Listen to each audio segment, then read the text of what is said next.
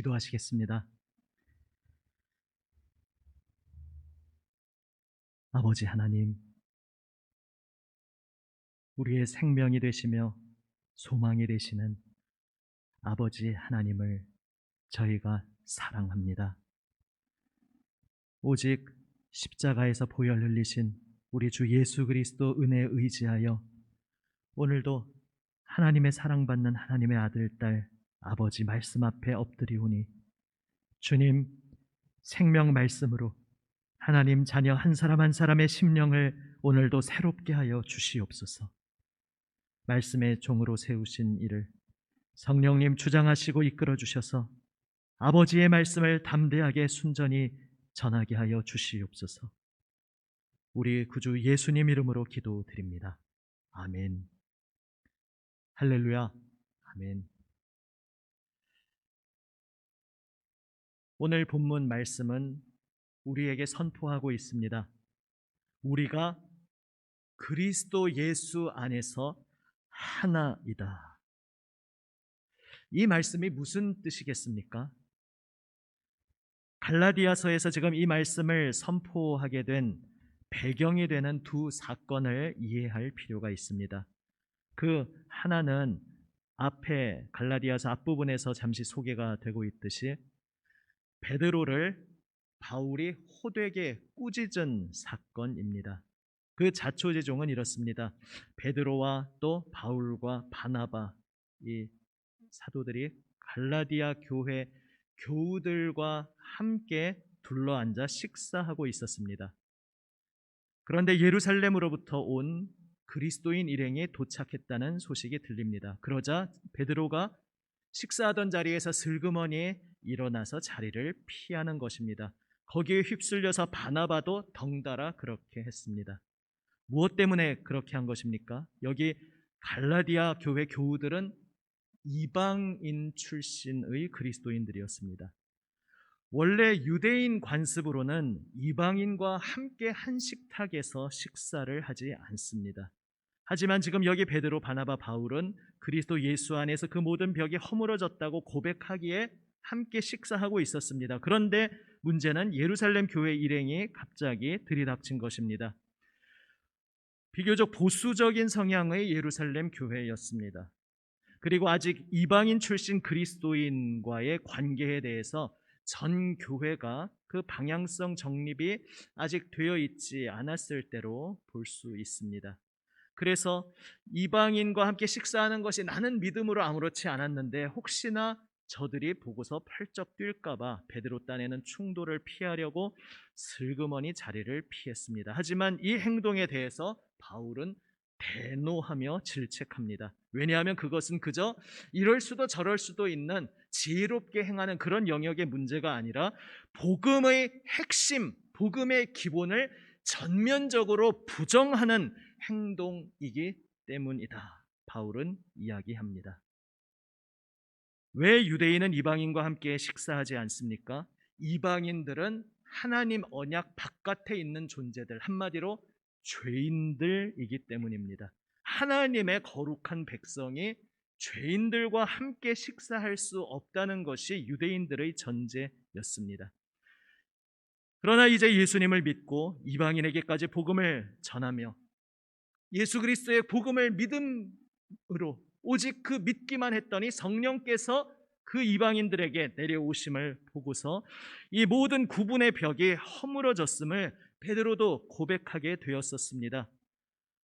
그런데 그랬음에도 불구하고 여기서 갈라디아 교인들이 보는 앞에서 함께 식사하다가 예루살렘 교인들을 의식하며 자리를 피한다는 것은 이러한 메시지를 온 몸으로 표현하는 셈이었던 것입니다. 아무리 그래도 유대인과 이방인 사이에는 근본적인 차이가 있다.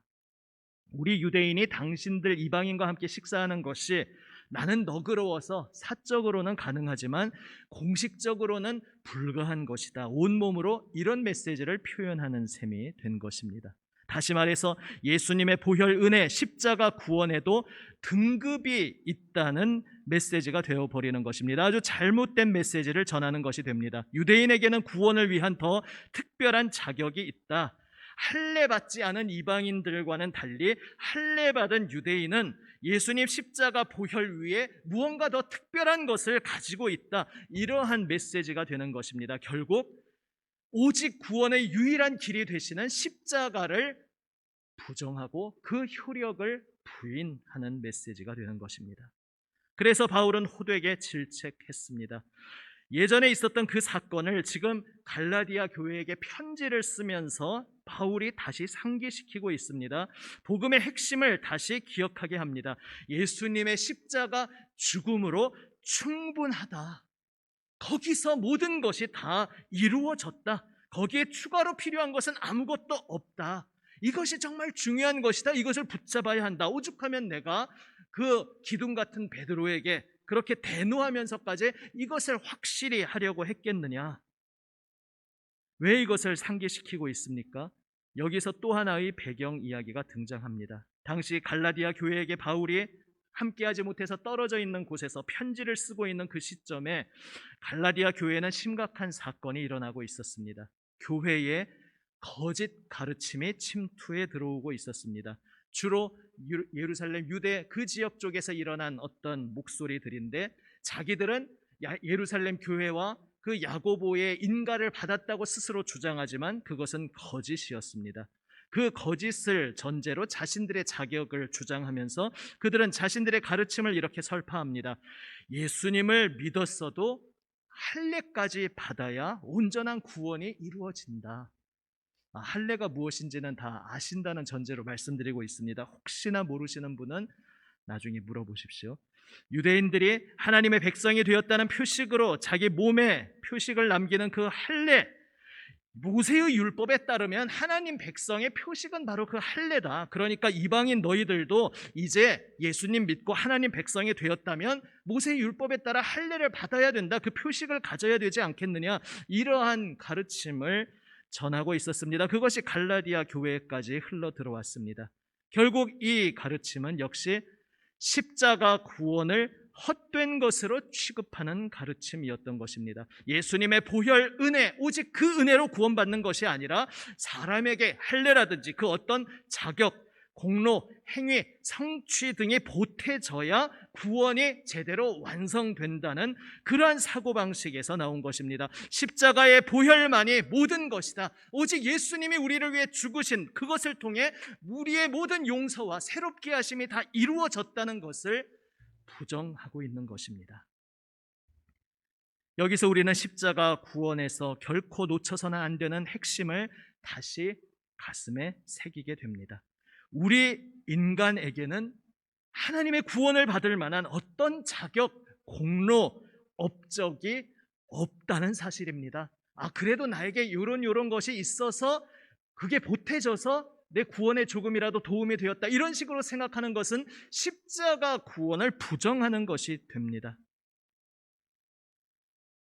우리가 이것을 교리적으로는 고백하고 인정하고 있을지 모르지만 사실 우리가 살아가면서 내 마음의 태도에서 내가 살아가는 방식에서 이 진리를 놓칠 때가 많습니다. 대표적으로 살아가면서 우리가 어떤 특정한 범죄를 저지른 사람이나 특정한 죄악에 빠져 있는 사람을 혀를 차면서 손가락질하며 인간의 탈을 쓰고 어찌 그런 짓을 할 수 있냐 이렇게 정죄하는 때가 있습니다. 물론 그 죄악의 파렴치함에 대해서는 우리가 치를 떨고 경계하고 그 죄악이 우리 인간을 덮치고 인간 사회에 그런 더러운 죄악이 나타났다는 것에 대해서 우리는 통회하고 애통해하며 그 죄악을 배격해야 합니다. 그러나 사실 쉽지 않은 것이 너무도 쉽게 우리는 그 죄악을 저지른 사람 자체와 그것을 연결시켜서 그 사람을 아주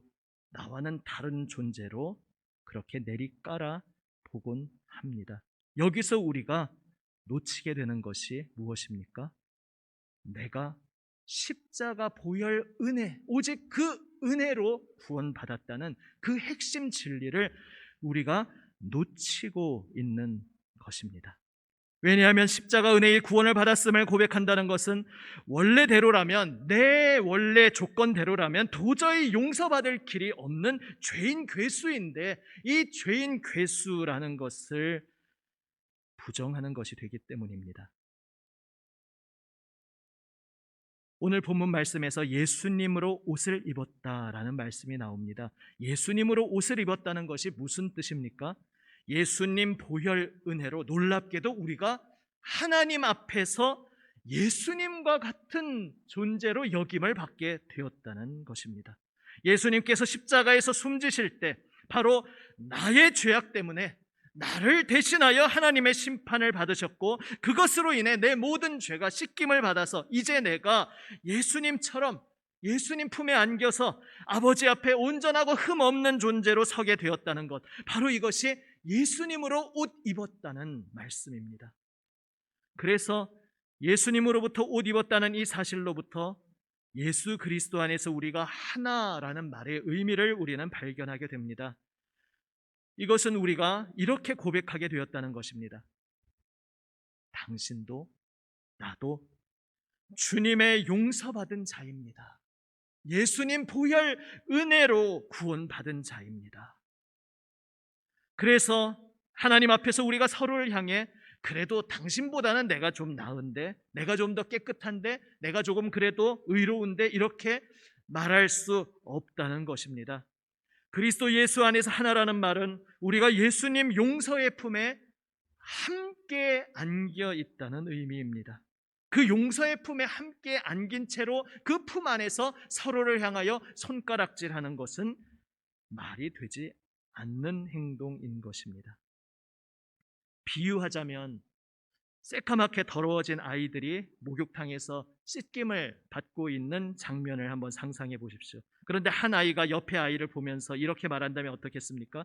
야, 너는 도대체 무슨 오물 구덩이에서 굴렀기에 그렇게 더럽냐? 그래도 나는 너보다는 깨끗한데, 이렇게 비교하고 있다면 그게 도대체 무슨 의미가 있겠습니까? 혹은 먼저 씻기 시작해서 조금 더 때가 많이 빠졌다고 생각하는 아이가 더 늦게 씻기 시작한 옆에 친구를 보면서, 야, 너는 어떻게 인간이 그렇게 더러울 수가 있냐? 그래도 나 정도는 깨끗해야지, 이렇게 말한다면 어떻겠습니까? 예수 그리스도로 옷 입었다는 또 다른 의미가 있습니다. 예수님처럼 아버지와 사랑 안에서 교제하고 동행하는 존재가 되었다는 것입니다.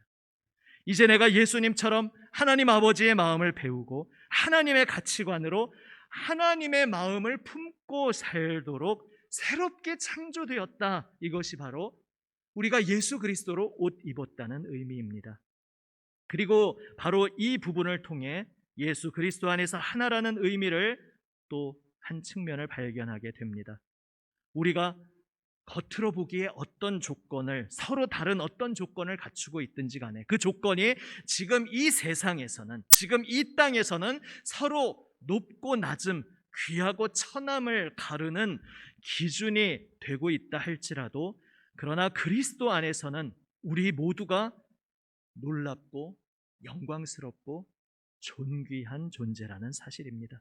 우리 가운데 그 어떤 사람도 내가 정죄해도 괜찮거나, 내가 얕봐도 될 만한 사람이거나, 내가 높은 자리에서 아래로 깔아서 내려다 볼 수 있는 그러한 존재가 없다는 말씀입니다.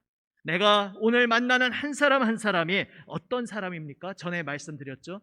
우리가 만나는 우리 한 사람 한 사람이 그 값어치가, 가치가 얼마나 되는 사람인가? 헤아릴 수 없는, 측량할 수 없는 가치를 지니고 있는 사람입니다. 왜냐하면 그는 100만 원짜리도 아니고 10억 원짜리도 아니고 그 한 사람 한 사람이 예수님짜리의 사람이기 때문입니다. 예수님께서 바로 그를 위해서 그 생명을 내어주시고 십자가에서 피 흘리며 자신의 생명값을 치르셔서 그가 하나님 앞에 나올 수 있게 하셨기에, 내가 오늘 만나는 한 사람 한 사람, 비록 이 세상의 기준에서는 하찮게 여기는 그 작은 자, 지극히 작은 자 한 사람이라 할지라도 우리 주님 안에서는 예수님 자리의 존재라는 것을 오늘 다시 한번 기억하는 우리 모두가 되기 원합니다. 하나님께서 귀빈으로, VIP로 대접하시는 사람을 내가 낮추어 보고 내가 못마땅하게 여긴다면 그것은 내가 지금 예수 그리스도 품 안에 안겨 있다는 의미를 내가 아직도 다 알지 못하고 있다는 것입니다. 커다란 파티 연회장에 어떤 사람이 들어오는데 내가 그 연회장에서 어떤 중간 관리직을 맡은 사람이라고 생각해 보십시오. 내가 딱 볼 때에 저 사람은 여기에 들어올 자격이 안 되는 사람인데 왜 저런 자가 여기 들어왔지라고 하면서 아주 얕보면서 무례하게 내쫓으려고 하는데, 그때 그 연회장의 주인이, 나를 고용하고 있는 주인이 와서 그는 나의 귀빈이다, 내가 그를 초청했다라고 말한다면 얼마나 내가 부끄럽겠습니까? 그런데 심지어 그 말을 들었음에도 불구하고 아무리 주인 당신이 그렇게 말한다 할지라도 나는 저 존재를 인정할 수 없어. 어떻게 저런 자가 여기 연회장의 파티에 함께 할 수도 있어. 내가 말하고 있다면 그게 무슨 말도 안 되는 행동이겠습니까?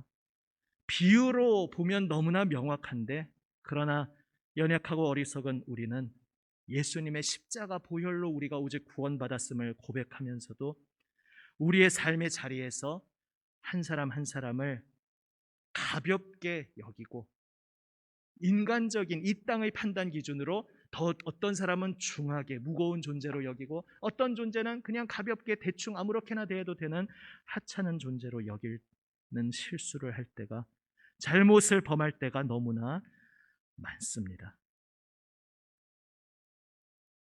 우리 주 예수 그리스도 안에 안겨 있는 우리 모두가 하나님의 환대를 받는 VIP, 하나님의 고귀한 초청받은 존재라는 사실을 기억하시기를 바랍니다. 그렇다면 이것은 우리 믿는 사람들끼리에만 해당하는 이야기겠습니까?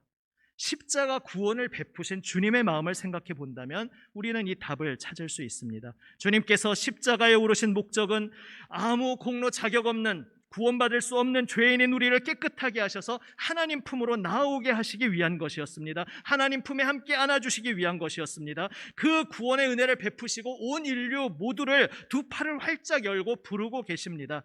그래서 현재 시점에서 아직 주님을 알지 못하고 주님을 심지어 적대적으로 거부하고 있다 할지라도, 그럼에도 불구하고 그 한 사람 한 사람은 하나님께서 초청하신 사람입니다. 그 놀라운 은혜의 품으로 하나님께서 그분의 생명을 바치시기까지 사랑하시며 부르고 계시는 존재입니다. 하나님의 특별한 초청장을 받은 존재인 것입니다. 우리가 이것을 기억한다면 지금 아직은 그가 비록 주님을 믿지 않고 있고, 심지어는 아직 알지 못해서 주님을 대적하고 있다 할지라도, 십자가 달리시며 고백하신 우리 주 예수님의 마음처럼 아버지여 저들을 용서하여 주옵소서, 자기가 하는 것을 알지 못하기 때문입니다, 고백한 그 마음을 우리도 배워가게 될 수 있습니다. 우리 삶에서 실제로 실천하기가 사실 쉬운 것은 결코 아닙니다. 아니, 쉽고 어려운 것이 아니라 우리의 옛사람으로서는 불가능합니다. 내가 용서하고 내가 사랑하게 되는 것이 내가 더 대단한 존재가 되고, 내가 더 마음이 넓고 그릇이 큰 자가 되어서 내가 더 성숙해져서 내가 좀 더 용서하고 좀 더 사랑하게 되는 그러한 것이 아닙니다. 오직 우리는 평생 배워가는 도상에 있는 존재들입니다. 나를 구원하신 주 예수님의 십자가 보혈의 은혜를 고백하고 있지만, 내가 입술로 고백하면서도 그 은혜의 깊이, 그 넓이, 그 크기를 아직도 우리가 다 실감하지 못하고 있습니다. 우리가 이 땅을 살아가면서 평생 우리가 걸어가는 길은 바로 그 십자가 보혈이 알고 있다고 생각했는데, 오늘 되고 보니 어제까지는 내가 다 아는 게 아니었구나, 아는 줄 알았는데 저는 모르고 있었습니다. 주님의 십자가 보혈 은혜, 그 의미가 이렇게 크고 이렇게 무겁고 이렇게 강력한 것이었군요. 우리는 날마다 더욱더 깨달아 가도록 도상에 서 있는 존재들입니다. 여전히 우리는 옛사람의 마음을 아직도 부여잡고 사람을 판단하고 정죄하고 용서하지 못하고 품지 못하고 살아가곤 하지만, 그러한 우리를 판단하지 않으시고 정죄하지 않으시고 용서하시며 품으시고 끝까지 붙들어 주시는 분이 우리 주님 예수님이시라는 사실을 오늘 다시 한번 우리 모두가 기억하기를 원합니다. 우리를 위해 십자가에서 주님께서 죽으셨다는 것은 우리의 죄를 용서하기 위함이요, 또한 바로 이미 믿는다고 고백하면서도 여전히 어리석게 그 십자가 보혈 은혜의 의미를 다 깨닫지 못하고 아직도 품지 못하고 아직도 내려놓지 못하는 그 모든 우리의 어리석음까지도 오래 참으시며 붙들어 주시고 끌어안아 주시며 끝까지 인도하시기 위해서 우리 주님께서 십자가에 달리신 것입니다. 바로 우리를 위해, 여러분을 위해 우리의 그 어리석음을 고쳐주시고 온전히 예수 그리스도의 마음에 이르기까지 끝까지 포기하지 않으시고자 우리 주님께서 우리를 위해 십자가에 오르셨다는 사실을 오늘 다시 한번 기억하는 우리 모두가 되시기를 바랍니다. 우리를 위해 십자가에 달리신 주님께서 우리에게 말씀하십니다. 두려워 말아라. 지금 너의 서 있는 그 자리, 너의 너무나 좁고 거친 그 너의 상태로 인해 낙심하지 말아라. 내가 너로 하여금 나와 같은, 예수님과 같은 마음을 품게 하기 위해, 그래서 내 안에서, 예수 그리스도 안에서 참 자유와 참 평화와 참 기쁨을 누리게 하기 위해서 너를 위해 십자가에 오른 것이다. 너를 위해 십자가에까지 오른 내가 오늘 너를 포기할 리가 있겠느냐? 내가 어떠한 존재인지 내가 다 알면서, 너의 그 죄인됨을, 그 상태를 내가 다 알면서 너를 위해 십자가에 올랐는데, 이런 내가 너의 연약함, 너의 지금 현재의 모습 때문에 너를 포기할 리가 있겠느냐? 나는 너를 끝까지 붙들고 끝까지 인도하여 주겠노라. 오늘 주님께서 우리에게 말씀하고 계십니다. 그 주님만이 오늘 우리의 소망이 됩니다.